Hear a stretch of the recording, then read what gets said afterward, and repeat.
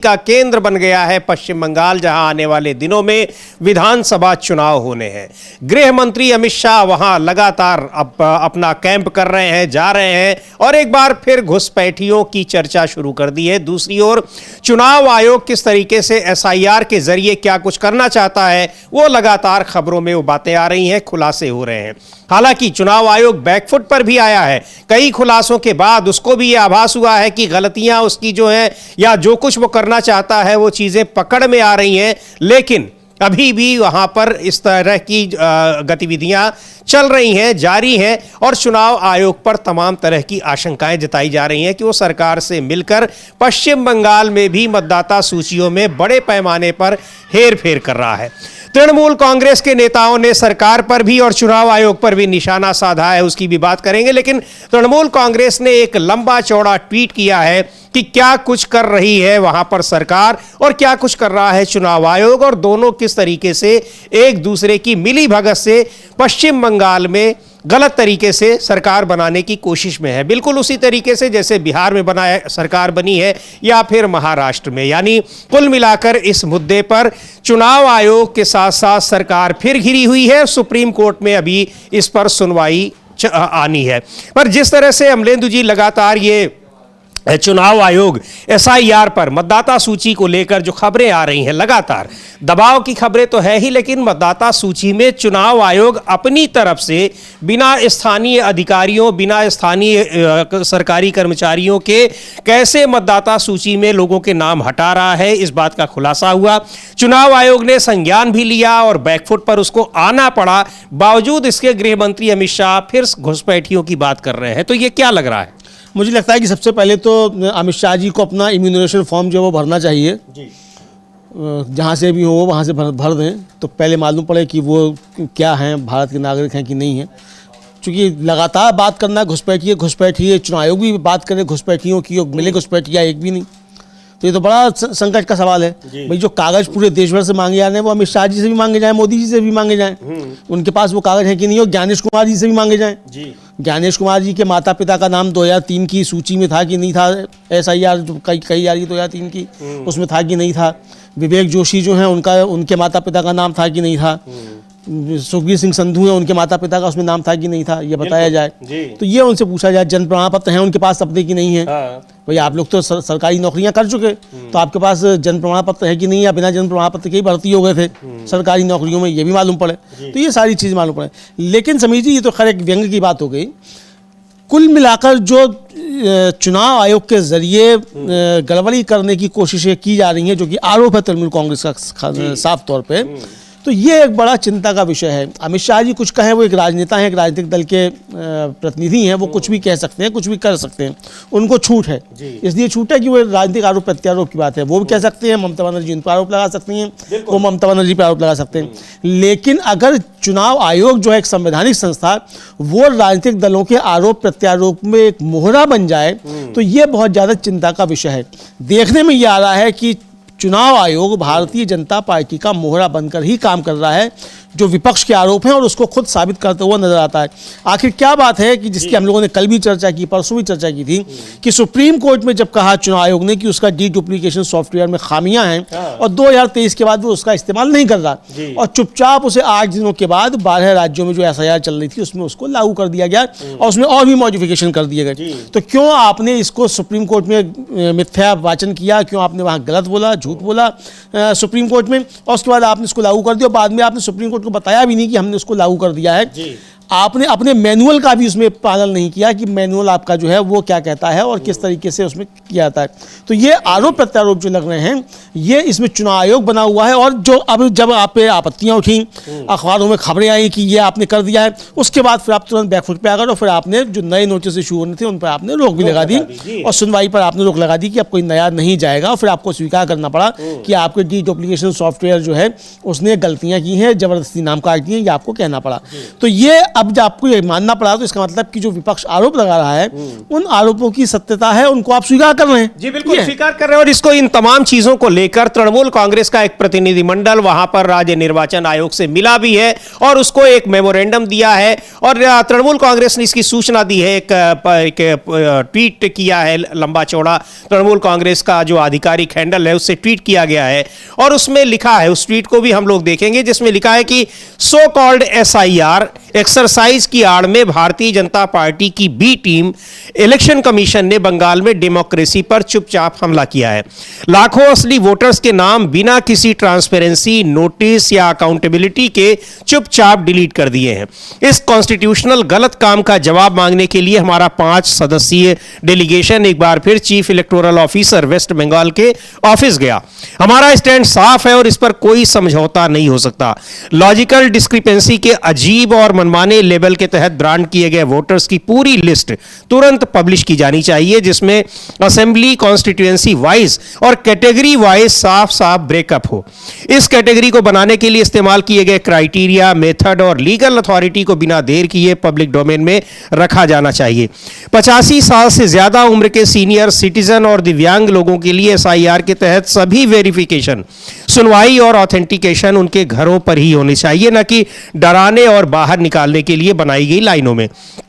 इन मांगों पर हमारे 5 सदस्यों वाले डेलीगेशन ने स्टेट इलेक्शन कमीशन को एक मेमोरेंडम दिया। बंगाल ऐसी डेमोक्रेसी को स्वीकार नहीं करेगा जो डिलीशन, डर और चुप्पी से चलती हो। तो ये ट्वीट किया है और कई लोग, अमलेंदु जी वहां पर जब अपना वेरिफिकेशन के लिए गए, बुजुर्ग लोग हैं, ऐसे बुजुर्ग लोगों के लिए जो सीनियर सिटीजन है, जो बहुत 80 साल के ऊपर है, चुनाव आयोग व्यवस्था तो करता है कि उनके घर जाकर वोट ले लेगा, लेकिन उनको अपना मतदाता सूची में नाम ढूंढने के लिए उनको लंबी लंबी लाइनों में खड़ा होना पड़ रहा है, घंटों खड़ा होना पड़ रहा है। बिल्कुल घंटों लाइनों में खड़ा होना पड़ रहा है और उनको सुविधाएं भी नहीं मिल रही हैं और परेशान किया जा रहा है, जो कि TMC का आरोप है। और उन्होंने ये विज्ञापन जो है वहाँ मुख्य निर्वाचन अधिकारी कोलकाता में उनको दिया भी है। और खबर ये है कि शायद आज नहीं, 31 कल है ना, कल, हाँ, कल अभिषेक बनर्जी चुनाव आयोग में मुलाकात भी कर सकते हैं, ये भी सूचना मिल रही है।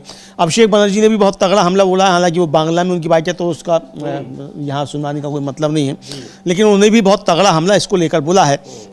तृणमूल कांग्रेस के एक विधायक हैं और उन्होंने जो है बहुत तगड़ा हमला बोला है और उन्होंने कहा है, समीर जी, कि चुनाव आयोग को भारतीय जनता पार्टी ने एक अपना हथियार बना लिया है हमला करने का। ये असित मजूमदार है, सुन लेते हैं उनको क्या कह रहे हैं असित मजूमदार। और वही बात तृणमूल कांग्रेस ने अपने इस ट्वीट में भी किया है। सीधे सीधे वो कह रहे हैं कि भारतीय जनता पार्टी की बी टीम है। तो सुनते हैं तृणमूल कांग्रेस के विधायक असित मजूमदार क्या कह रहे हैं। लेकिन इस पूरे मुद्दे पर इस समय पश्चिम बंगाल में जबरदस्त एक हंगामा मचा हुआ है, वहां चुनाव आयोग घिरा हुआ है और इस बीच गृह मंत्री अमित शाह एक बार फिर पश्चिम बंगाल पहुंचे हैं, वहां वो प्रेस कॉन्फ्रेंस कर रहे हैं। लेकिन सुनते हैं असित मजूमदार क्या कह रहे हैं, किस तरीके के आरोप चुनाव आयोग पर वो लगा रहे हैं।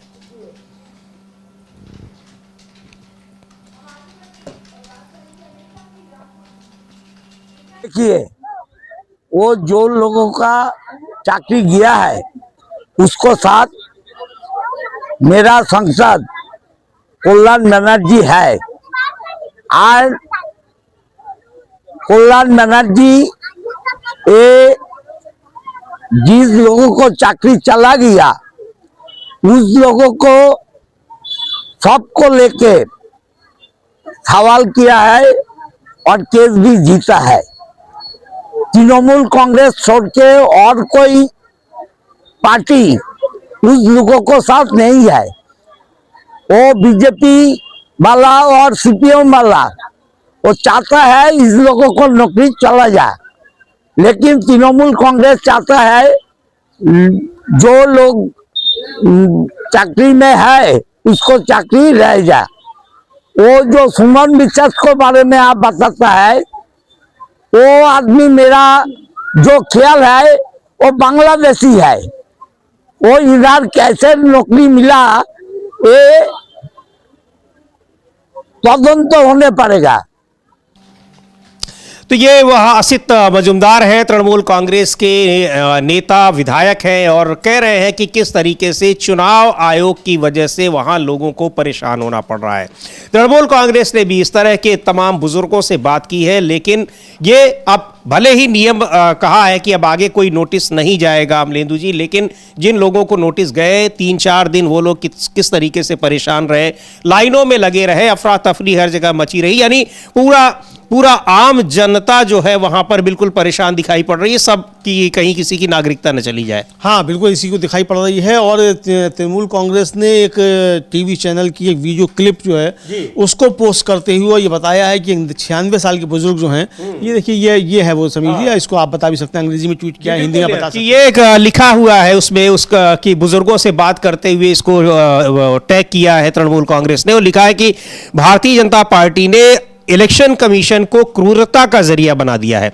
एक 96 साल के बुजुर्ग जो बीमार हैं और जिन्हें 2 स्ट्रोक आ चुके हैं, उनको आज अपनी नागरिकता साबित करने के लिए लाइन में खड़ा होना पड़ा। एक आदमी जो 2002 से वोट दे रहा था, उसे भारतीय जनता पार्टी के कहने पर इलेक्शन कमीशन ने एक ही झटके में मिटा दिया। SIR ड्राइव एक पॉलिटिकल हथियार है जिसे मुश्किल नागरिकों को हटाने, बंगालियों को बेइज्जत करने और बुजुर्गों को डराकर चुप कराने के लिए बनाया गया है।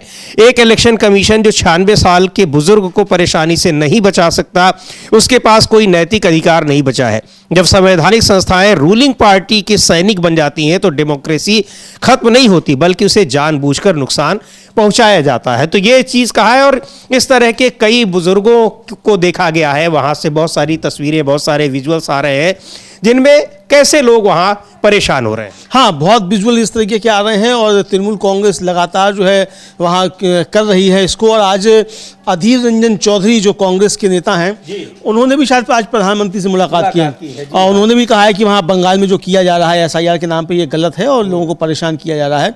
ये उन्होंने भी आज प्रधानमंत्री से मुलाकात करके कहा है, समझिए।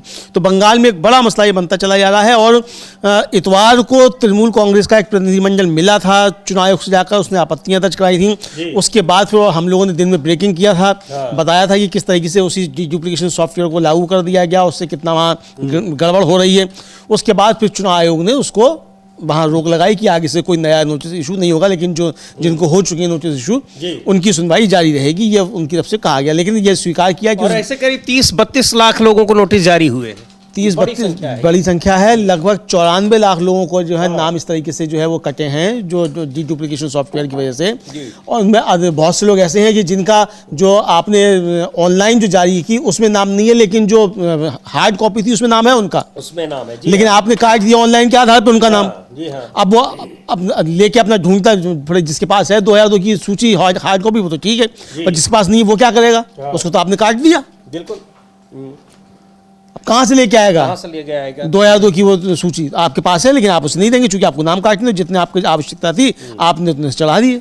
जी बिल्कुल। तो ये कई सारे ये चुनाव आयोग इसमें घिरा हुआ है, और किस तरीके से अपने ही फैसले को, यानी कि अब आगे नोटिस जारी नहीं किए जाएंगे, क्योंकि जो नोटिस जारी किए गए हैं वो किस तरीके से उसमें घालमेल किया गया है, घपला किया गया है। वहां के अधिकारियों को, ERO जो उसके लिए जिम्मेदार अधिकारी होता है, उसको पता ही नहीं है कि वोटर लिस्ट से नाम हटाने के लिए किसी को नोटिस देना है, और नोटिस पहले ही जा चुका है।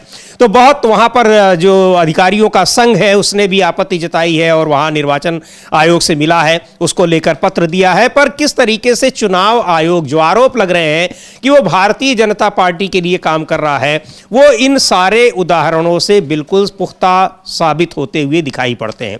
और यही इसीलिए तृणमूल कांग्रेस उनको चुनाव आयोग को बीजेपी की बी टीम कह रही है। एक और बड़ा राजनीतिक मुद्दा है अमलेंदु जी, देहरादून में एक त्रिपुरा के एक छात्र की वहां पर कई लोगों ने पीटा, उसके बाद करीब 2 हफ्ते तक अस्पताल में संघर्ष करने के बाद उसकी मृत्यु हो जाती है। उसको लेकर भी उत्तर पूर्व में, असम में और पश्चिम बंगाल में जबरदस्त तरीके से एक माहौल, राजनीतिक माहौल है। चूंकि उस लड़के को जब देहरादून में मारा पीटा गया तो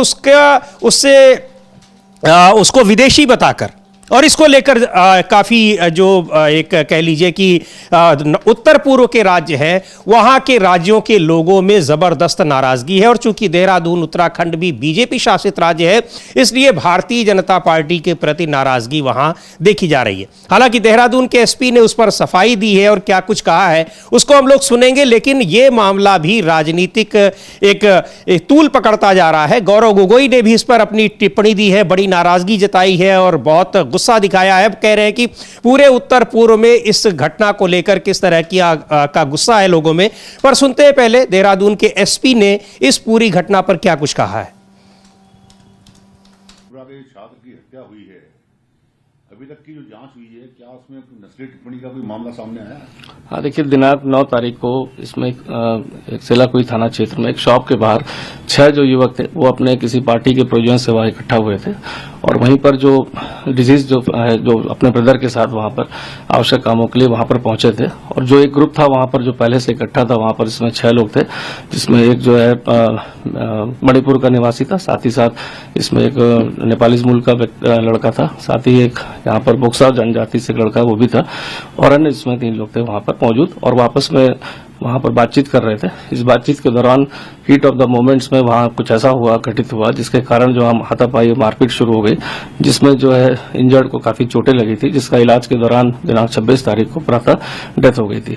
इस संबंध में जो प्रार्थना पत्र तत्काल कोई सूचना पुलिस को नहीं प्राप्त हुई थी और इसमें अगले दिन एक दिन बाद जो है प्रार्थना पत्र थाने पर दिया गया था, जिसमें यह भी अंकित किया गया था कि इसकी प्रकरण की सूक्ष्म जांच इसमें कर ली जाए और आवश्यक कार्रवाई की जाए। उसके बाद जो धारा 173 बीएनएसएस है उसके तहत उसकी जांच करते हुए प्रकरण सही पाते हुए उसमें सारे मेडिकल रिपोर्ट्स को लिया गया और साथ ही साथ घटनास्थल से सीसीटीवी और अन्य माध्यमों से अभियुक्त गणों की जानकारी की गई, जिनकी बाद में गिरफ्तारी की गई, जिसमें एक अभियुक्त अभी भी फरार है। इसमें कोई नस्ली टिप्पणी का मामला सामने आया है?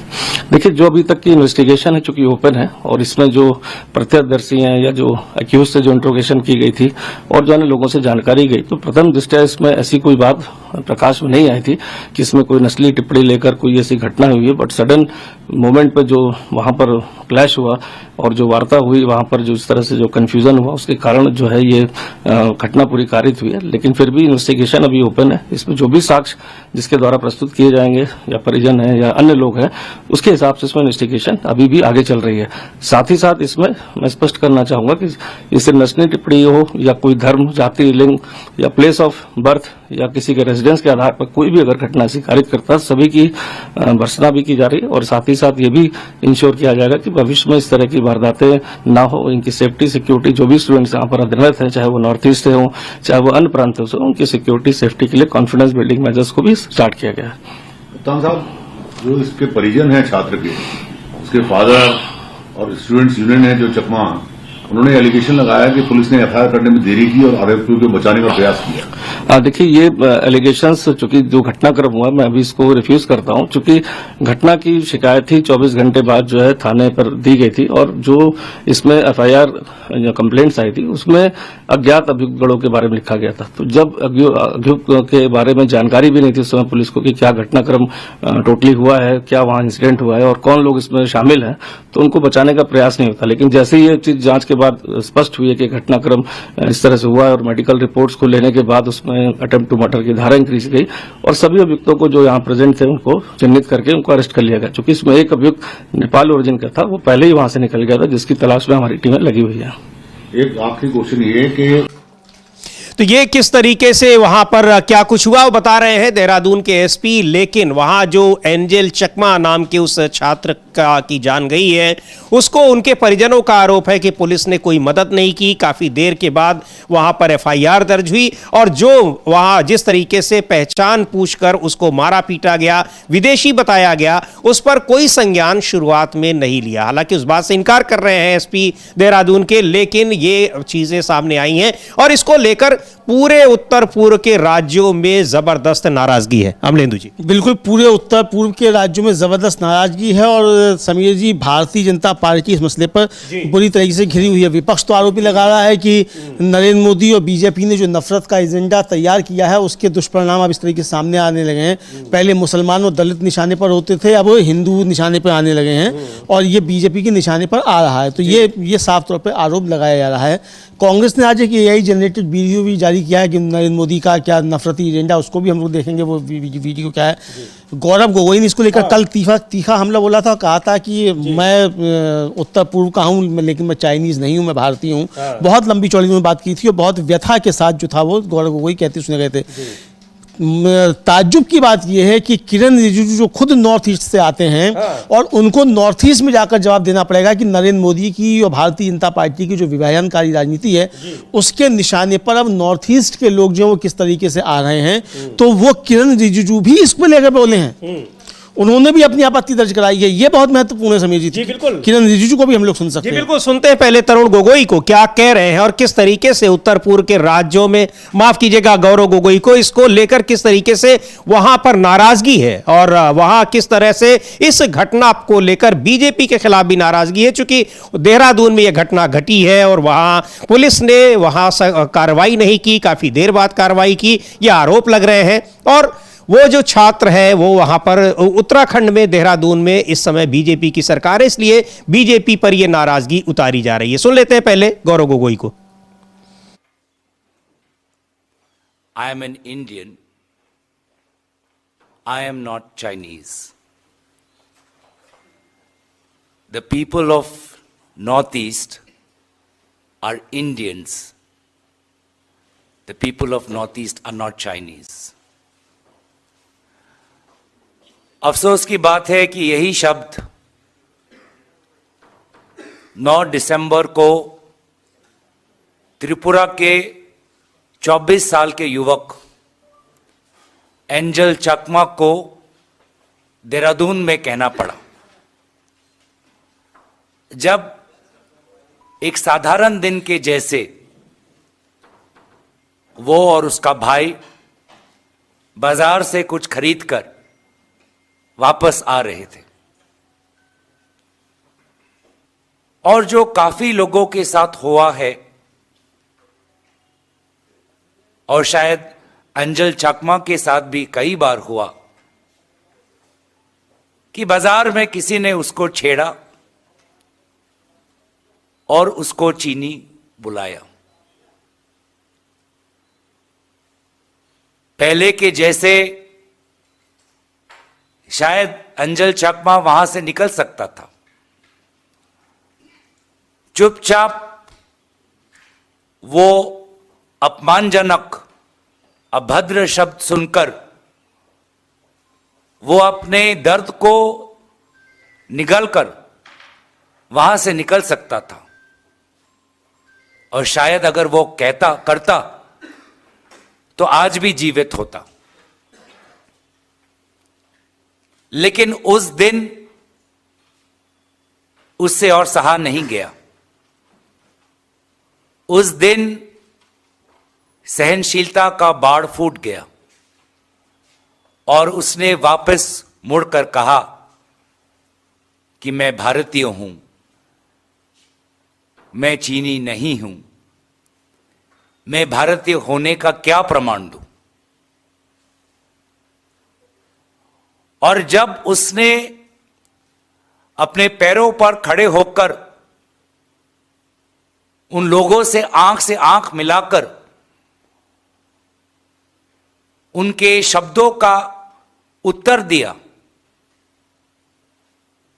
तो बजाय इस भारतीय युवा से गले मिलाकर क्षमा मांगकर दोस्ती बनाकर उस समय 5 लोगों ने उसको पीछे से वार करके उसकी हत्या की। वो युवा 14 दिन तक अपने जिंदगी के लिए लड़ा और अफसोस की बात कि वो हमारे बीच अब नहीं रहा। ये उसको किस तरीके से वहां पहचान पूछकर लोगों ने मारा पीटा और आखिरकार उसकी जान चली गई, और इसको लेकर किस तरह से वहां नाराजगी। और जैसा अभी बताया अमलेंदु जी ने कि उत्तर पूर्व के राज्यों का गुस्सा देखते हुए अब किरण रिजिजू जो संसदीय कार्य मंत्री हैं, बीजेपी के बड़े मुखर नेता हैं, उनकी भी पीड़ा दिखाई पड़ रही है। सुनते हैं क्या कहा है किरण रिजिजू ने, क्योंकि उनको पता है कि इस पर अगर जरा भी अगर बचाव करने की कोशिश की गई तो उत्तर पूर्व में क्या हो सकता है। हाँ बिल्कुल, चूंकि उत्तर पूर्व में अब काफ़ी ज़्यादा बात ये बढ़ रही है, और पहले भी उत्तर पूर्व के लोग जो हैं वो जहाँ जहाँ बीजेपी शासित राज्य हैं वहाँ काफ़ी ज़्यादा निशाने पर रहे हैं। और आपको याद होगा समीर जी कि गुजरात में एक समय बड़ा हंगामा हुआ था और लोग छोड़ छोड़ के उत्तर पूर्व के लोग वहाँ से भाग रहे थे। गुजरात में बहुत ज़्यादा हुआ था, वहाँ भी ये हुआ था। तो ये इसका मतलब कि उत्तर पूर्व के लोगों को निशाने पर लेके क्या बीजेपी शासित राज्यों में इस तरह की घटनाएं हो रही हैं, और कोई ऐसा जहर बोया जा रहा है जो उत्तर पूर्व के लोगों के खिलाफ जो है वो लोगों की मानसिकता को बिगाड़ रहा है। इस तरीके के आरोप हैं। लेकिन किरण रिजिजू जो हैं वो बीजेपी का बचाव नहीं कर पा रहे हैं। जो बात कह रहे हैं वो भी समझा सकता है। वो कह रहे हैं कि साहब ये बहुत गंभीर विषय है। गंभीर विषय तो ये परिस्थितियां पैदा किसने की हैं? बिल्कुल। आप डिवाइडर इन चीफ जो जिनको कहा गया था, ये उनके जो भाषण हैं कपड़ों से जो पहचान लेते हैं, तो कपड़ों से पहचानते हैं, आप चेहरे से पहचान रहे हैं, दोनों काम कर रहे हैं। आपके चेले आपसे 2 हाथ आगे निकले, आप तो कपड़ों से ही पहचानते थे, वो चेहरे से भी पहचान ले रहे हैं। तो ये है जी। तो सुनते हैं क्या कहा है किरण रिजिजू ने। और इस घटना को लेकर पूरे उत्तर पूर्व में जबरदस्त नाराजगी है, और चूंकि उत्तराखंड में बीजेपी का शासन है, बीजेपी वहां पर सरकार में है, तो बीजेपी के खिलाफ भी ये नाराजगी देखी जा रही है। सुनते हैं किरण रिजिजू को। एक भी नॉर्थ ईस्ट का बच्चा हो या कश्मीर का हो या तमिलनाडु, बिहार, यूपी, पंजाब, हरियाणा, गुजरात, बंगाल, हम लोग सब एक ही तो इंडियन है। किसी का साथ में घटना होता है तो दुख होना चाहिए ना, इसमें राजनीति करने का कोई मतलब ही नहीं है। देहरादून में जो हुआ है इसका तो मुख्यमंत्री तो कदम उठा ही रहा है, पुलिस कार्रवाई सख्त होना चाहिए। किसी का जात, किसी का नस्ल या किसी का धर्म लेकर के क्यों मजाक उड़ाना चाहिए? तो ये तो नॉर्थ ईस्ट में हो या कहीं भी हो, बाहर से आने वालों के खिलाफ में इस तरह का मजाक उड़ाना और अटैक करना, ये तो देश के लिए बहुत ही शर्मनाक घटना है। इसलिए मैंने कहा ये सिर्फ नॉर्थ ईस्ट के लोगों को दुख होने का नहीं है, सब देश को दुख होना चाहिए। एक भी घटना देश के लिए ये दुखद घटना होता है, ये समाज के लिए कलंक है। अगर एक भी घटना अगर कहीं होता है तो समाज मिल करके उसको लड़ना चाहिए। इसको एक आइसोलेटेड इंसिडेंट कानून व्यवस्था का मुद्दा नहीं मानते हुए और ऐसे घटनाएं नहीं होने के लिए सबको अवेयरनेस करना चाहिए। ये मानसिकता का बीमारी जो है वो सब में नहीं होते, कुछ लोगों में होता है और उसके वजह से समाज को नुकसान होता है, देश को नुकसान होता है। जब घटना होता है तो कार्रवाई सख्ती से करना पड़ेगा और फिर अवेयरनेस क्रिएट करना बहुत जरूरी है। तो शर्मनाक तो बता रहे हैं अमलेंदु जी, लेकिन कह रहे हैं कि ये लॉ एंड ऑर्डर का मामला नहीं है। फिर अब लॉ एंड ऑर्डर का मामला क्या है? उसको 8-8, 10-10 लोग इतना एक साथ मिलके पीट रहे हैं बुरी तरीके से। अब लॉ एंड ऑर्डर फिर क्या है? वहां दूसरे राज्यों के लोग सुरक्षित अगर नहीं है तो फिर लॉ एंड ऑर्डर क्या है? हाँ, दूसरे राज्यों के लोग सुरक्षित नहीं है। और ये भी कह रहे हैं कि वो सिर्फ किसी को आप देख के जो है जाति नस्ल के नाम पे, मान लीजिए समीर जी कि अगर वो एंजल चकमा त्रिपुरा का ना हो कि चीन का ही नागरिक होता, है ना जी, क्योंकि हमने तो ये सोच किया है ना वो चीनी नागरिक है, तो अंतर्राष्ट्रीय स्तर पर क्या प्रतिक्रिया हो रही होती? फिर हमारे डिवाइडर इन चीफ कपड़ों से पहचान रहे होते, क्या कह रहे होते कि हम बिल्कुल कपड़ों से पहचान लेते हैं, ऐसा ही दंड दिया जाना चाहिए चीनी नागरिकों को, क्या ये होता? तो जो जो जो जो कह रहे हैं किरण रिजिजू भी देखा जाए समीर जी तो मतलब अप्रत्यक्ष रूप से निशाने पे डिवाइडर इन चीफ को ही ले रहे हैं। जी हाँ, कि जो कपड़ों से पहचानने की बात करते थे उन्होंने जो मानसिकता तैयार की, वो कहना ये सब में नहीं होती है, कुछ लोग हैं जिनके अंदर ये मानसिकता है। तो कुछ लोग कौन है? वो कुछ लोग वही हैं जो कपड़ों से पहचानने वाले जो महामानव हैं उनके शिष्य हैं, वही लोग हैं। तो ये उसको पहचानना। और ये घटनाएं समीर जी सिर्फ ऐसा नहीं है कि उत्तराखंड में त्रिपुरा के व्यक्ति के साथ हो गई। अभी जस्टिस मार्कंडेय काटजू हैं सुप्रीम कोर्ट के रिटायर्ड जज, उन्होंने एक लेख लिखा है कि उनके पास एक चिट्ठी आई तमिलनाडु से, और कहा कि वहाँ जो है जो उत्तर भारत से प्रवासी मजदूर जा रहे हैं उनके साथ दुर्व्यवहार हो रहा है। तो आप यहाँ कर रहे हैं उसकी किस तरीके से देखने को मिल रही है दूसरे राज्यों में। कश्मीर से जो तमाम सामान बेचने आते हैं वो पीटे जाते हैं। लखनऊ में साहब उनका सामान फेंक दिया, उनको पीटा गया। जो कश्मीरी छात्र पढ़ रहे थे उनको हॉस्टलों में उनके पर किस तरीके से हमने किए गए। और छोड़िए केरल में लिंचिंग हो गई बंगाल के व्यक्ति की, बांग्लादेशी बताकर। जो अमित शाह जी घुसपैठिया कर रहे हैं उसका नतीजा देखने को मिला। और यही आरोप लगाया पिनराई विजयन ने कि ये आरएसएस और बीजेपी ने जो बीज बोया है नफरत का, उसके नतीजे यहाँ थी बंगाली मजदूर की जो थी वो पीट कर जो थी वो जान ले ली गई और कहा गया कि ये घुसपैठिया है, बांग्लादेशी है। तो ये जो आप अपने सिर्फ छोटे से राजनीतिक स्वार्थ के लिए कि किस तरीके से आप सत्ता में आए और अपने जो आपके पूंजीपति मित्र हैं उनको देश के संसाधन बेचें, इस तुच्छ राजनीतिक स्वार्थ के लिए आप देश के अंदर किस तरीके से अमन चैन खराब कर रहे हैं और देशवासियों को आपस में इस तरीके से आप लड़ा रहे हैं कि एक दूसरे की जान लेने पर उतारू हो जा रहे हैं। ये इसके नतीजे समीर जी, आज आपको लग सकता है कि आपने जो एडिटर इन चीफ जो है उन्होंने देश को अच्छी तरह से डिवाइड कर दिया है, लेकिन इसके नतीजे आने वाले दिनों में इस देश के लिए बहुत गंभीर होंगे और फिर स्थितियां आपसे भी संभलेंगी नहीं। जी बिल्कुल। और इधर जो हम लोग बात कर रहे हैं कि पश्चिम बंगाल में किस तरह से इसी को घुसपैठियों के ही मुद्दे को लेकर एक बार फिर गृह मंत्री अमित शाह गए हैं और वो वहां पर कह रहे हैं कि घुसपैठियों को बाहर निकालना ही इस बार चुनाव का मुद्दा होगा। अमलेंदु जी, अपने खुद गृह मंत्री इसके लिए जिम्मेदार हैं, क्योंकि अगर घुसपैठिए पिछले 10-11 साल से बाहर से किसी दूसरे देश से अवैध तरीके से भारत के अंदर आते हैं, उसके लिए कौन जिम्मेदार है? केवल और केवल केंद्र सरकार जिम्मेदार है, और उसमें भी गृह मंत्रालय जिसके पास इससे जुड़े हुए सारे विभाग हैं, सारे मंत्रालय हैं, वही गृह मंत्री वहां बैठकर कह रहे हैं कि हम घुसपैठियों को निकालेंगे। लेकिन पिछले 4-5 चुनाव से हम लोग देख रहे हैं घुसपैठियों को निकालने पर एक भी घुसपैठिया ना तो निकल पाया, और चुनाव आयोग जो घुसपैठियों को निकालने के लिए बिहार में SIR करा रहा था, उसने कहा कि घुसपैठिया तो कोई मिला ही नहीं हमें। घुसपैठिया कोई मिला ही नहीं। घुसपैठिया तो एक नहीं निकाला, 55,000 वर्ग किलोमीटर भूमि जो है भारत की वो मोदी जी दे आए बांग्लादेश को। लो ये लो तश्तरी पे रख करके हमारा जो है भारत भूमि ये ले जाओ। जो टुकड़े टुकड़े करने की बात थी, टुकड़े टुकड़े कर दिए भारत माता की मोदी जी ने जाके दे आए 55,000 वर्ग किलोमीटर बांग्लादेश को। और एक भी बांग्लादेशी घुसपैठ, अरे भैया अगर बांग्लादेशी घुसपैठिए थे तो उनको उसी 55,000 वर्ग किलोमीटर पर बसा के कहते लो ले जाओ आपने, हम जमीन के साथ दे रहे हैं तुमको। तो लेकिन आपने जमीन दे दी, घुसपैठिया एक भी नहीं दिया, और आज आप भाषण दे रहे हैं। भाई आखिर आपने बिहार का चुनाव इसी पे लड़े थे ना, तो कितने घुसपैठिए निकाल दिए आपने बिहार में? झारखंड का चुनाव भी घुसपैठियों पर लड़े थे, कितने आपने निकाल दिए? आप महाराष्ट्र का चुनाव लड़े, कितने निकाल दिए? हरियाणा में कितने आपने निकाले? तो जवाब देना चाहिए ना। गृह मंत्री आप हैं देश के हैं और घुसपैठिए घुस जा रहे हैं, तो नाकामी किसकी है? आपकी नाकामी है। और कह रहे हैं कि पश्चिम बंगाल का बॉर्डर सील किया जाना जरूरी है। तो भाई कौन सील करेगा? राज्य सरकार तो बॉर्डर सील नहीं करेगी। वैसे भी समीर जी जो नया कानून ले आए हैं संशोधन करके, बॉर्डर का 50 किलोमीटर का एरिया तो अमित शाह जी के अंडर में BSF उसकी देखभाल करती है। बिल्कुल। तो आप उसे सील कीजिए, जहाँ खोलिए तो आपके हाथ में है। तो अगर घुसपैठ हो रही है तो वह बिना आपकी अनुमति के थोड़ी हो रही है। तो ये अनोखी सरकार 78 सालों में देखने को मिली है समीर जी, जो खुद अपने ऊपर सवाल खड़े करती है।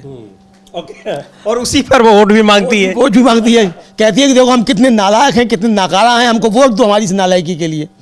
ये गजब मामला जो है, ये मोदी जी नया जो है वो विजन लेकर के आए, क्योंकि विजनरी आदमी है, लंबा सोचते हैं। तो इतना लंबा सोचा कि हमारी सरकार बहुत नालायक है, नाकारा है, इसलिए हमारी सरकार की नालायकी नाकारापन पे हमको वोट दो। और एक चीज और अमलेंदु जी, ये देखिए कि अब वहां पर अभी चुनाव का दूर है, हालांकि अब आने वाले ही हैं अगले 4-5 महीनों में, पर यहां एक तरफ SIR चुनाव आयोग इतना सक्रिय है, वहां किस तरीके से दिक्कतें आ रही थी, प्रेशर डाला गया BLOs पर, अधिकारियों पर, लेकिन SIR करवाने पर अड़ा रहा है। अब SIR में क्या कुछ हो रहा है वो नतीजे सामने दिखाई पड़ रहे हैं। और इधर अमित शाह और प्रधानमंत्री मोदी चुनाव प्रचार शुरू कर दिए हैं, यानी तालमेल बेहतर तरीके से है और चुनाव प्रचार में लगे रहते हैं। तो ये भी कहा जाता है कि आप हर समय चुनाव प्रचार ही करेंगे, तो ये जो सीमा पर बाड़ लगाने की बात कर रहे हैं, ये सब कौन करेगा? और घुसपैठिए आएंगे नहीं तो फिर आप कैसे रोक पाएंगे उनको? बिल्कुल सही बात है समीर जी कि घुसपैठिए अगर आएंगे नहीं तो आप कैसे रोक पाएंगे? तो और बाढ़ लगाने का काम करेगा कौन? आप ही को करना है। 11 साल से भाई 12 साल होने को आ गए, मई में 12 साल हो जाएंगे, तो 12 साल से आप सत्ता में हैं। और देखिए समीर जी, 12 राज्यों में एसआईआर कराई गई। 12 राज्यों में लगभग जो है वो 9 करोड़ या 10 करोड़ के आसपास घुसपैठिए मिल गए हैं।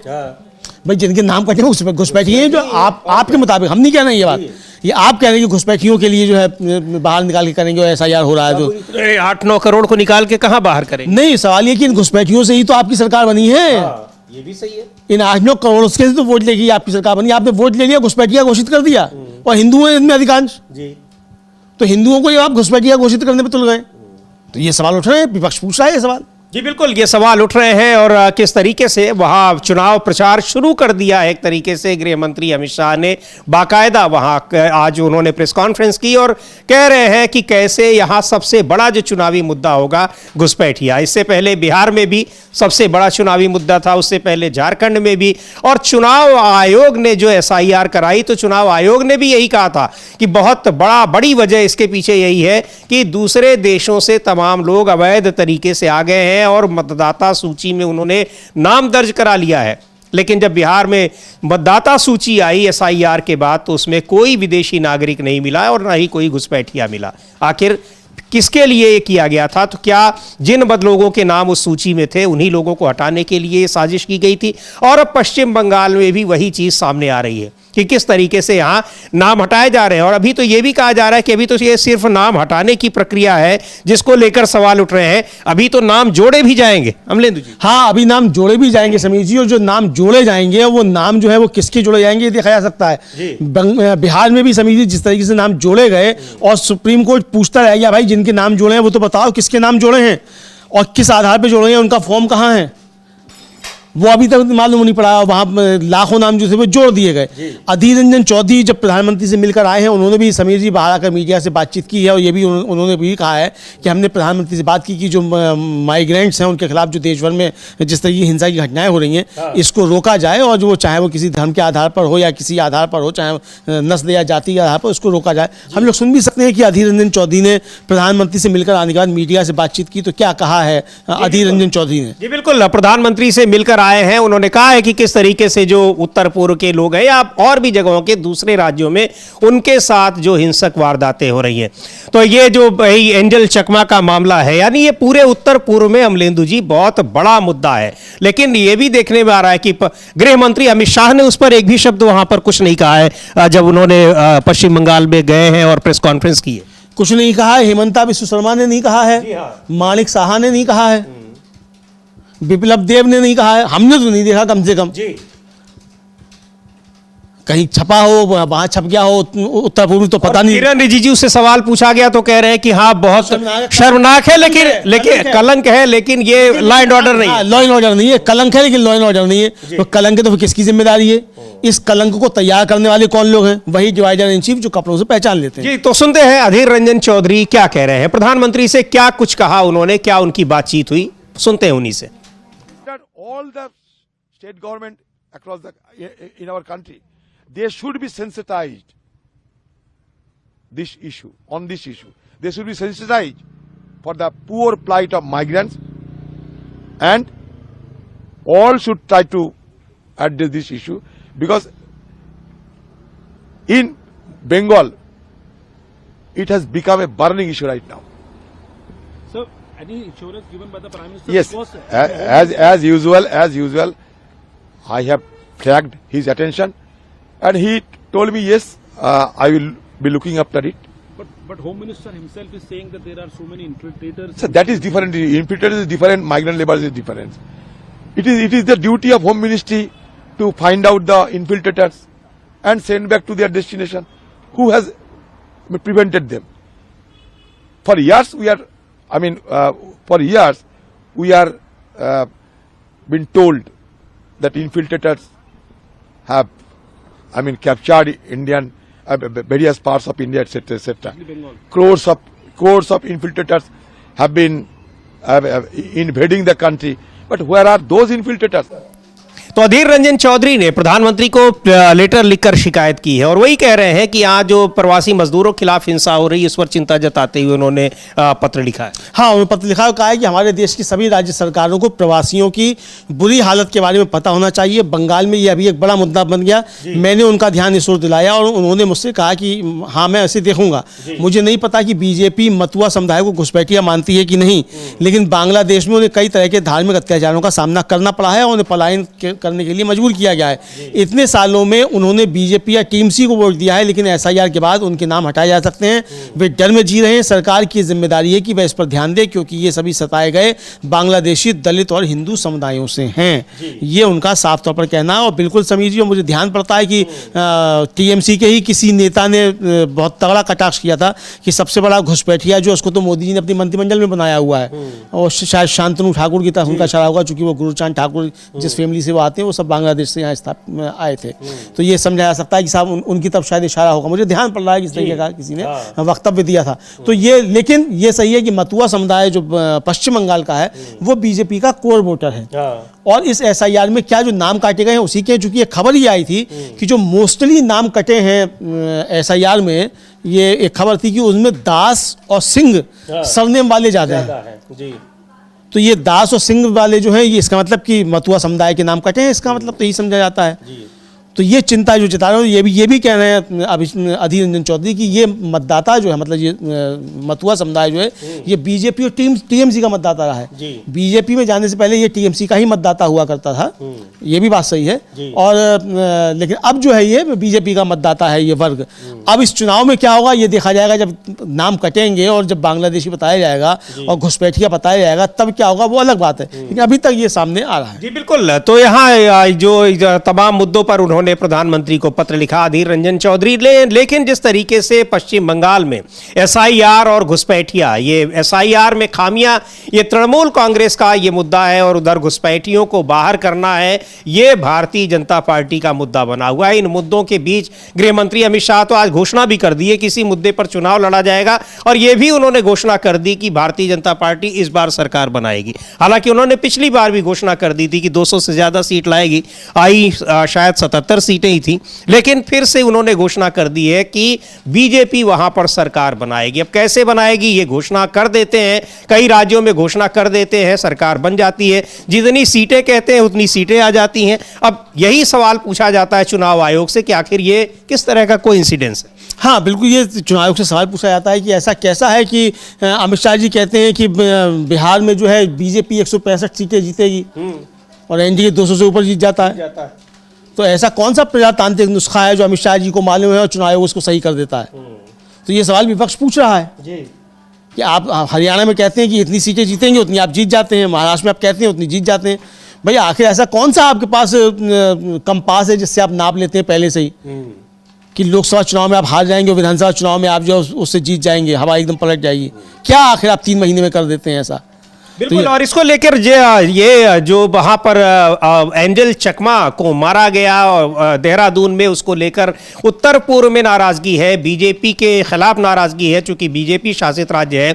दूसरी ओर भारतीय जनता पार्टी के नेताओं पर, भारतीय जनता पार्टी पर आरोप लग रहे हैं कि इस तरह के अपराधियों को बचाने का काम करती है। कुलदीप सेंगर के मामले में हालांकि कल सुप्रीम कोर्ट ने बड़ी राहत दी, लेकिन वो एक मुद्दा अभी भी बना हुआ है, उसको लेकर फिर से सवाल उठ रहे हैं। लेकिन एक और बड़ा मुद्दा है कि कैसे प्राकृतिक संसाधनों को बड़े उद्योगपतियों को सरकार सौंप देती है बिना इस बात की परवाह किए कि उनसे पर्यावरण को खतरा होगा, यानी अरावली का मुद्दा।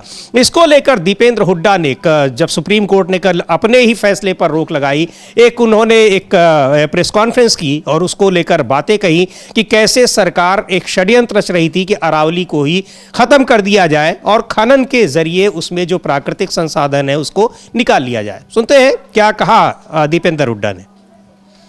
सुप्रीम कोर्ट ने जो सुओ मोटो संज्ञान इस पे लिया और आज जो सुप्रीम कोर्ट ने इस पे कमेटी बनाने का कार्य किया, ये जनता की जीत है, ये सच्चाई की जीत है। ये जो सरकार की जो बदनीयती थी वो पकड़ी गई थी। सरकार कुछ अपने बड़े बड़े व्यवसायिक घरानों के साथ मिली भगत करके और रियल एस्टेट माफिया और खनन माफिया को अरावली बेचने की तैयारी कर रही थी, जब जनता को ये नियत समझ में आई तो पूरे देश में आवाज उठी, राजस्थान से लेकर हरियाणा तक आवाज उठी। हमने भी आंदोलन की चेतावनी दी, आपको याद होगा 3 दिन पहले गुड़गांव में हमने कहा था इस पर आंदोलन करेंगे। वो आवाज जब चारों तरफ से आई, और सच की ऐसी आवाज होती है कि सच की आवाज में, जबकि 2 केंद्र के मंत्रियों ने उसका बचाव करने की कोशिश करी कि 100 मीटर, भूपेंद्र यादव जो पर्यावरण मंत्री हैं और मनोहर लाल जी खट्टर, इन दोनों ने, 2 मंत्रियों ने कहा कि ये इसमें केवल कांग्रेस शोर मचा रही है। अब मैं इन दोनों मंत्रियों से पूछना चाहता हूं, जब सुप्रीम कोर्ट ने जनता की आवाज को स्वीकार करते हुए उस पर स्टे लगाने का काम किया, एक्सपर्ट कमेटी बनाई, तो क्या सुप्रीम कोर्ट के इस फैसले का भी वो वैसे ही बचाव करेंगे जो 100 मीटर का कर रहे थे? 2 ही मंत्रियों ने किया पूरे देश में 100 मीटर के फैसले का बचाव, भूपेंद्र यादव जी ने और मनोहर लाल खट्टर जी ने, कि 100 मीटर ठीक थी, जबकि 100 मीटर का बिल्कुल फैसला कोई औचित्य नहीं है। 100 मीटर में तो लगभग हरियाणा के अंदर तो सारी अरावली आ जाती थी। आप खुद अंदाजा लगाएं कितना गलत फैसला था। तो आज ये जनता की जो आवाज है, उस आवाज को सुनकर सुप्रीम कोर्ट ने स्टे दिया है, इसका श्रेय जनता को जाता है। और आगे भी हमें विश्वास है और हम पूरा आशा करेंगे कि सुप्रीम कोर्ट की जो कमेटी बन के गठित की गई है, वो आने वाले समय में इकोलॉजिकल बैलेंस, पर्यावरण और प्रदूषण के बीच में संतुलन बनाते हुए अगली पीढ़ी के भविष्य को कैसे सुनिश्चित किया जाए, इन बातों को ध्यान में रखें। दीपेंद्र, जो माफिया और जो भाजपा सरकार से मिली भगत करके अरावली को जो हड़पना चाहते हैं और जो अरावली को बेचना चाहते हैं, भ्रष्टाचार के भेंट पर्वत और पर्यावरण को नहीं चढ़ने दिया जाएगा। सुप्रीम कोर्ट प्रहरी बनेगी देश के लोगों का, और हम भी इस बात के लिए हमेशा सजग रहेंगे। तो ये एक बड़ा फैसला है, सुप्रीम कोर्ट ने अपने ही फैसले पर स्टे लगाया है। और इसको लेकर जयराम रमेश ने, कांग्रेस के नेता हैं, पर्यावरण मंत्री रह चुके हैं, उन्होंने कई सारे सवाल पूछे हैं और एक ट्वीट किया है। उन्होंने इस फैसले के बाद भी ये कहा कि कैसे वहां पर्यावरण मंत्री भूपेंद्र यादव कांग्रेस पार्टी को ही, जयराम रमेश को ही घेरने में लगे थे, लेकिन वहां आखिरकार सुप्रीम कोर्ट को भी ये लगा कि कैसे इसके खिलाफ पूरा का पूरा एक जन आंदोलन खड़ा हो रहा है, आम लोग इसके विरोध में है, इसलिए स्टे लगा दिया अपने ही फैसले पर। जयराम रमेश लिख रहे हैं कि जो उन्होंने ट्वीट किया है, उनके ट्वीट को देखते हैं कि कल सुप्रीम कोर्ट ने अरावली की परिभाषा में बदलाव को लेकर 20 नवंबर 2025 को दिए गए अपने ही फैसले को स्वतः संज्ञान लेते हुए वापस ले लिया, जबकि मोदी सरकार ने उस फैसले को पूरे उत्साह के साथ अपनाया था। सुप्रीम कोर्ट का यह कदम अत्यंत आवश्यक और स्वागत योग्य था। अब पर्यावरण से जुड़े 3 अन्य महत्वपूर्ण और तात्कालिक मुद्दे हैं जिन पर माननीय सुप्रीम कोर्ट को अरावली मामले की तरह ही स्वतः संज्ञान लेकर हस्तक्षेप करना चाहिए। 6 अगस्त 2025 को सुप्रीम कोर्ट ने राजस्थान सरकार और भारत सरकार के सरिस्का टाइगर रिजर्व की सीमाओं को दोबारा तय करने के प्रस्ताव पर रोक लगा दी थी। इसके तहत लगभग 57 बंद खदानों को खोलने का रास्ता बनाया जा रहा था। इस प्रस्ताव को साफ तौर से खारिज कर देना चाहिए। 18 नवंबर 2025 को सुप्रीम कोर्ट ने अपने ही 16 मई 25 के उस फैसले की समीक्षा का दरवाजा खोल दिया था जिसमें पूर्व प्रभाव से दी जाने वाली पर्यावरणीय मंजूरियों पर रोक लगाई गई थी। ऐसी मंजूरियां न्याय शास्त्र की बुनियाद के विरुद्ध हैं और इनको भी चूंकि नियमों और प्रावधानों को अक्सर जानबूझकर इस भरोसे के साथ दरकिनार किया जाता है कि परियोजना शुरू हो जाने के बाद निर्णय प्रक्रिया को मैनेज कर लिया जाएगा। तीसरी बात, नेशनल ग्रीन ट्रिब्यूनल की स्थापना अक्टूबर 2010 में संसद द्वारा पारित एक अधिनियम के तहत सुप्रीम कोर्ट से विस्तृत परामर्श और उसके पूर्ण समर्थन के साथ की गई थी। पिछले 1 दशक में इसकी शक्तियों को पूरी तरह से कमजोर कर दिया गया है। अब सुप्रीम कोर्ट का हस्तक्षेप आवश्यक है ताकि एनजीटी बिना किसी भय या पक्षपात के कानून के अनुरूप स्वतंत्र रूप से कार्य कर सके। तो ये सुझाव दिए हैं कि सुप्रीम कोर्ट इन पर भी स्वतः संज्ञान ले। लेकिन अरावली को लेकर जो फैसला दिया है, चूंकि वो फैसले से सरकार ने ही वो तय किया था, सरकार की कमेटी ने, और सुप्रीम कोर्ट में मामला गया, सुप्रीम कोर्ट ने उसको सही बताया था, पर अपने ही फैसले को रिवाइज किया है, उस पर स्टे लगाया है और तमाम पक्षों को नोटिस जारी किया है। अब एक कमेटी जो बनाई गई है वो तय करेगी कि अरावली को कैसे परिभाषित किया जाए। लेकिन ये बड़ा कदम है, चूंकि राजस्थान और हरियाणा में तमाम लोग इसके खिलाफ सड़कों पर उतर गए थे। जयराम रमेश क्या कह रहे हैं, इस कैसे ये फैसला आया और किस तरीके से सरकार अरावली को कैसे अपने लोगों को देने की कोशिश कर रही थी, उसको लेकर वो कह रहे हैं। सुनते हैं उनको। सुप्रीम कोर्ट ने जो आज फैसला लिया है अरावली को लेकर, उस पे आपकी क्या प्रतिक्रिया है? देखिए, आज सुप्रीम कोर्ट में बिल्कुल दूध का दूध पानी का पानी साबित हो गया।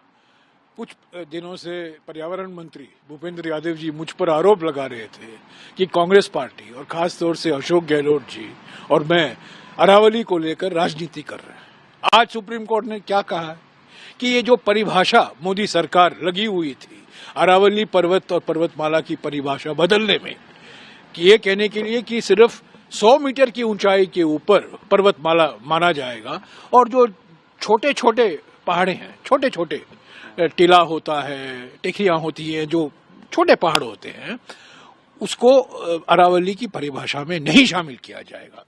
हमने ये मुद्दा उठाया, मीडिया में भी उठा, कई अखबारों में, इंडियन एक्सप्रेस, राजस्थान पत्रिका, सभी और सारे सिविल सोसाइटी नागरिक संस्थाओं ने इस मुद्दे को, क्योंकि सब लोग चिंतित थे कि अरावली राजस्थान के लिए, दिल्ली के लिए, हरियाणा के लिए और गुजरात के लिए, खास इन 4 राज्यों के लिए, पर सारे भारतवर्ष के लिए एक हमारे भौगोलिक और